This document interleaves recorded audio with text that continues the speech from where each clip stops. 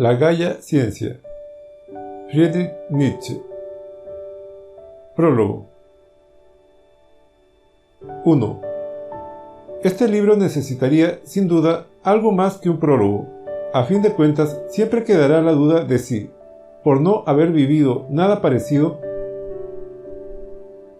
alguien puede llegar a familiarizarse mediante prólogos con la experiencia que precede a este libro. Parece escrito en el lenguaje de un viento de deshielo. Todo es aquí arrogancia, inquietud, contradicción, como un tiempo de abril, que hace recordar constantemente tanto al invierno demasiado reciente aún, como a la victoria obtenida sobre el invierno, esa victoria que viene, que debe venir, que tal vez haya venido. La gratitud fluye en él a oleadas, como si acabara de ocurrir el acontecimiento más inesperado, la gratitud de un convaleciente, pues la curación era ese acontecimiento más inesperado. La Gaia Ciencia. He aquí lo que anuncia las Saturnales de un espíritu que ha resistido pacientemente a una prolongada y terrible presión, paciente, rigurosa, fríamente, sin someterse, pero también sin esperanza, y que de pronto se ve asaltado por la esperanza de la salud, por la embriaguez de la curación. Es de extrañar que en este estado salgan a la luz muchas cosas insensatas y locas, mucha ternura arrogante, despilfarrada en problemas que tienen la piel erizada de espinas y que no se dejan acariciar ni seducir de ningún modo. Todo este libro no es efectivamente más que una necesidad de gozar tras un largo periodo de privación y de impotencia, el estremecimiento de alegría de las fuerzas recuperadas, la fe nuevamente despierta en un mañana y en un pasado mañana, el sentimiento y el presentimiento repentinos del futuro, de nuevas aventuras, de mares nuevamente abiertos, de metas nuevamente accesibles, nuevamente dignas de fe. ¿Y cuántas cosas no dejo atrás de ahora en adelante? Ese trozo de desierto, de agotamiento, de incredulidad, de helada en plena juventud, esa sensibilidad introducida donde no le corresponde, esa tiranía del dolor solo superada por la tiranía del orgullo, que rechazaba las consecuencias del dolor, pues las consecuencias son consuelos, ese aislamiento radical como defensa desesperada contra lo que había convertido en una misantropía de mórbida lucidez, esa profunda limitación a la amargura, a la aspereza, al aspecto lacerante del conocimiento, del modo como lo prescribía el hastío poco a poco desarrollado, merced a una imprudente dieta espiritual, verdadera golosina del espíritu. Llaman a eso romanticismo. Oh, ¿quién podría experimentar eso jamás? Mas quien podría hacerlo sabría sin duda perdonarme mejor un poco de locura, de exuberancia, de Gaia Ciencia. Por ejemplo, ese puñado de cantos que en esta ocasión se han añadido al libro, en los que un poeta se burla de todos los poetas de un modo difícilmente perdonable. Este resucitado no solo siente ganas de ejercer su malicia frente a los poetas y sus bellos sentimientos líricos. ¿Quién sabe la clase de víctima que elegirá? ¿Qué monstruoso tema de parodia le excitará dentro de poco? Incipit Tragoedia está escrito al final de este libro de inquietante desenvoltura. Cuidado. Algo esencialmente siniestro y mordaz se prepara. Incipit parodia, de eso no hay duda. 2. Pero dejemos ya al señor Nietzsche. ¿Qué nos importa que el señor Nietzsche haya recuperado la salud? Pocas cuestiones resultan tan seductoras a un psicólogo como la de la relación entre la salud y la filosofía, y, en el caso de que él mismo cayese enfermo, penetraría en su mal con toda su curiosidad científica. En efecto, si se es una persona, cada cual tiene necesariamente la filosofía de su propia persona. No obstante, hay aquí una notable diferencia. En uno, son sus carencias quienes se ponen a filosofar, en otro, sus riquezas y sus fuerzas. Para el primero, su filosofía es una necesidad, en tanto que sostén, calmante, medicamento, entrega, elevación, alejamiento de sí mismo.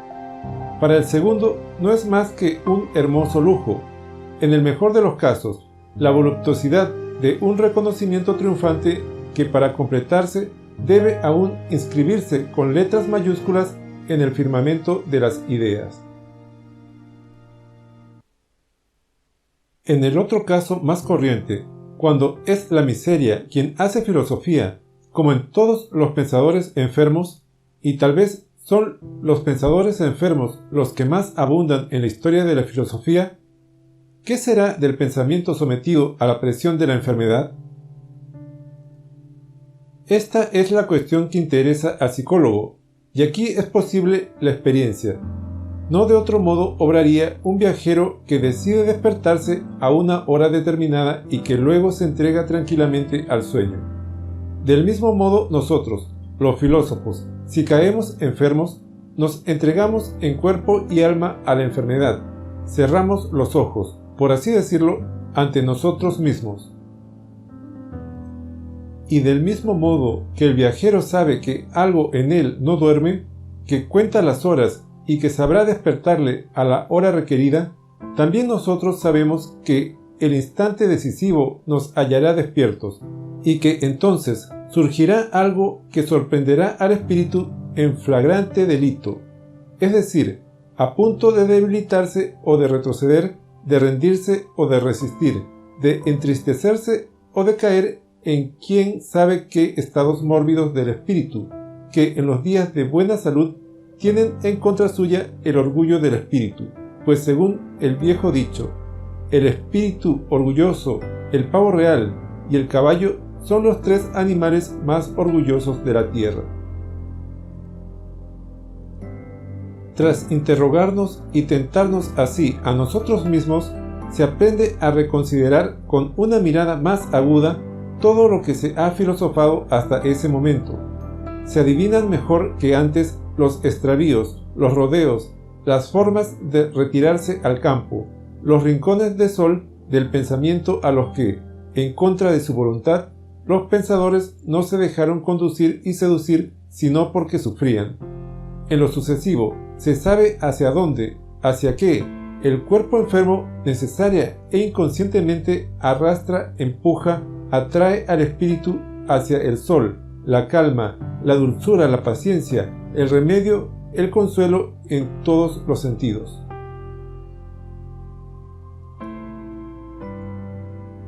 Toda filosofía que asigna a la paz un lugar más elevado que a la guerra, toda ética que desarrolla una noción negativa de la felicidad, toda metafísica y toda física que pretende conocer un final, un estado definitivo cualquiera, toda aspiración, principalmente estética o religiosa, aún más allá, aún afuera, aún por encima, autorizan a preguntarse si no era la enfermedad lo que inspiraba al filósofo.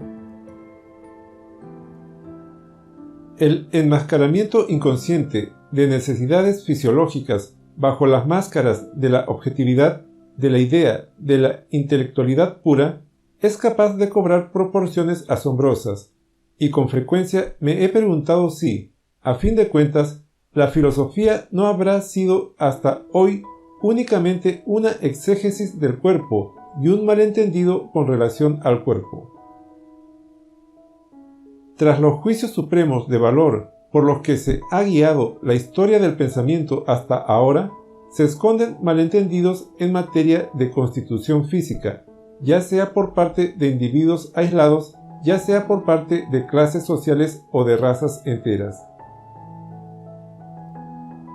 Es legítimo considerar las audaces locuras de la metafísica y en particular las respuestas que da a la cuestión del valor de la existencia como síntomas de constituciones corporales propias de ciertos individuos, y si semejantes valoraciones positivas o negativas del mundo no contienen, desde el punto de vista científico, ni el menor ápice de realidad, ello no quiere decir que no proporcionen al historiador y al psicólogo preciados indicios, en tanto que síntomas, como antes decía, de la constitución viable o malograda, de su abundancia y de su potencia vitales, de su soberanía en la historia o, por el contrario, de sus enfermedades, de sus agotamientos, de sus empobrecimientos, de su presentimiento del fin, de su voluntad de acabamiento. Aún espero la llegada de un filósofo médico, en el sentido excepcional de la palabra, cuya tarea consistiría en estudiar el problema de la salud global de un pueblo, de una época, de una raza, de la humanidad, que tenga un día el valor de llevar mi sospecha hasta sus últimas consecuencias y que se atreva a formular esta tesis. En toda actividad filosófica emprendida hasta hoy no se ha tratado de descubrir la verdad, sino de algo totalmente distinto. Llamémosle salud, futuro, creencia, poder, vida.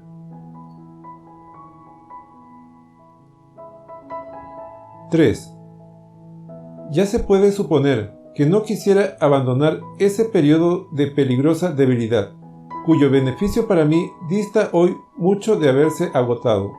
Como soy bastante consciente de todas las ventajas que precisamente las variaciones infinitas de mi salud me reportan sobre cualquier otro tosco representante del espíritu. Un filósofo que ha atravesado y no deja de atravesar muchos estados de salud ha pasado por otras tantas filosofías. No podrá hacer otra cosa que transfigurar cada uno de sus estados en la forma y el horizonte más espirituales. La filosofía es este arte de la transfiguración. No nos corresponde a los filósofos separar el alma del cuerpo, como hace el vulgo, y menos aún separar el alma del espíritu. No somos ranas pensantes, ni aparatos de objetivación y de registro sin entrañas. Hemos de parir continuamente nuestros pensamientos desde el fondo de nuestros dolores y proporcionarles maternalmente todo lo que hay en nuestra sangre, corazón, deseo, pasión, tormento, conciencia, destino, fatalidad. Para nosotros, vivir significa estar constantemente convirtiendo en luz y en llama todo lo que somos, e igualmente todo lo que nos afecta. No podríamos en modo alguno hacer otra cosa. Y en lo tocante a la enfermedad, estaríamos tentados a preguntarnos si es totalmente posible prescindir de ella. Solo el gran dolor es el libertador último del espíritu, el pedagogo de la gran sospecha que de toda U hace una X verdadera y auténtica, es decir, la penúltima letra que precede a la última. Solo el gran dolor, ese dolor prolongado y lento que se lleva su tiempo y en el que, por así decirlo, nos consumimos como leña verde, nos obliga a los filósofos a descender a nuestro último abismo, a despojarnos de toda confianza, de toda benevolencia, de todo ocultamiento, de toda suavidad, de toda solución a medias, donde quizás habíamos colocado antes nuestra humanidad.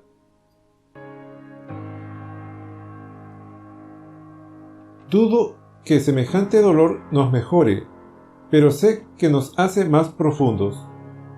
Desde entonces, bien porque aprendemos a oponerle nuestro orgullo, nuestra ironía, nuestra fuerza de voluntad, como el indio que resiste el peor de los suplicios a base de injuriar a su verdugo, o bien porque nos replegamos a esa nada oriental, el nirvana, en el mutismo, el letargo, la sordera del abandono, del olvido y de la extinción de nosotros mismos.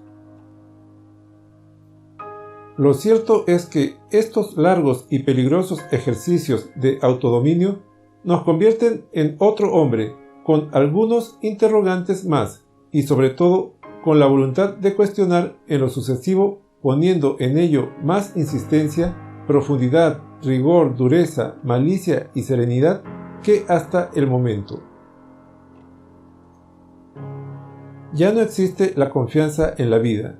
La vida misma se ha convertido en un problema. Pero no crean que esto nos vuelve necesariamente sombríos. Incluso entonces sigue siendo posible el amor a la vida, aunque en adelante se la ama de otra manera. Es el amor por una mujer que despierta recelos.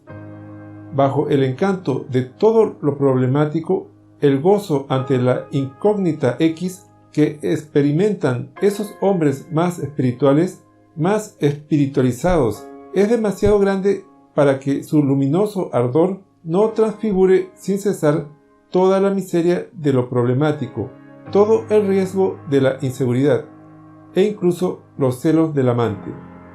Conocemos una nueva felicidad.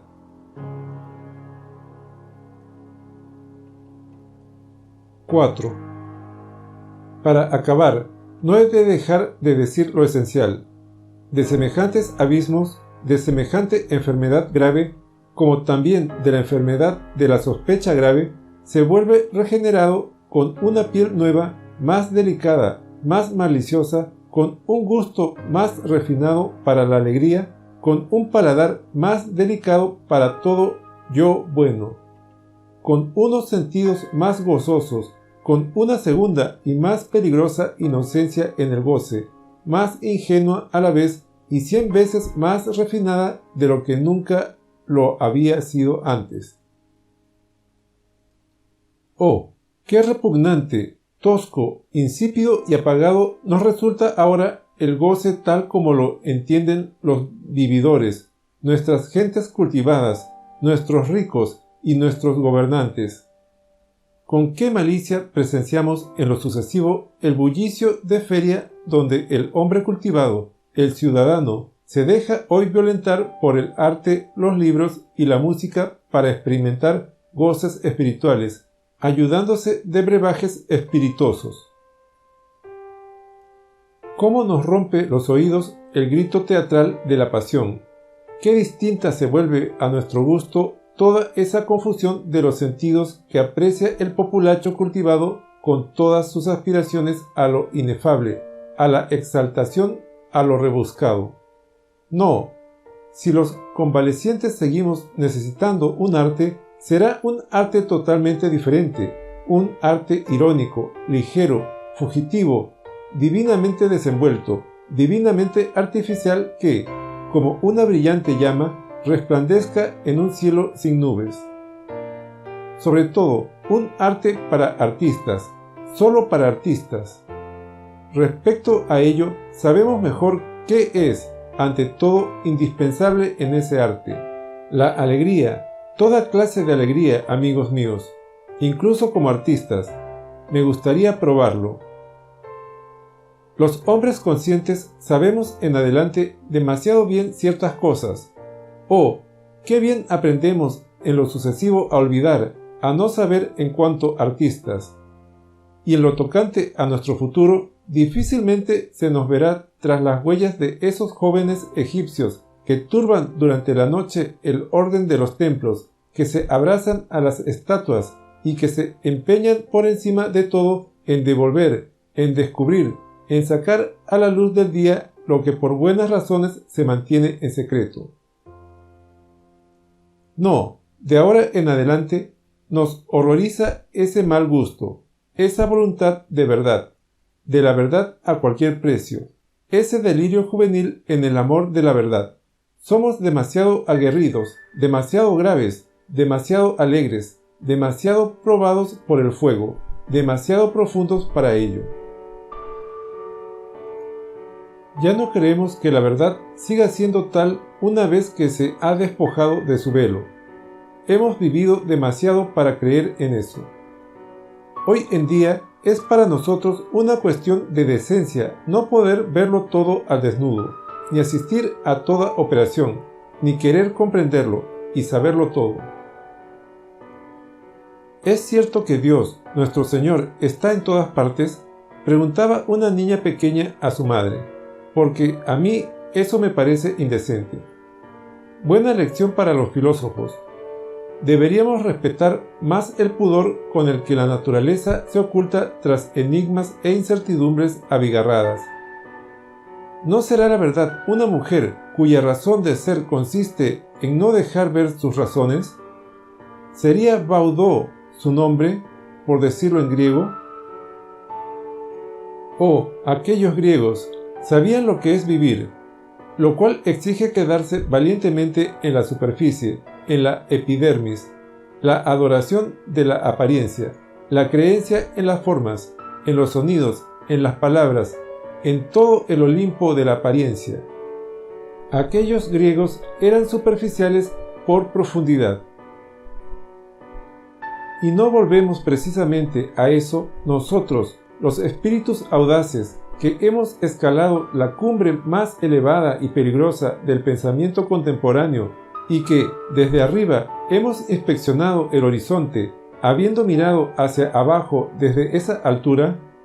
¿No somos en eso griegos, adoradores de formas, de sonidos, de palabras y por consiguiente artistas?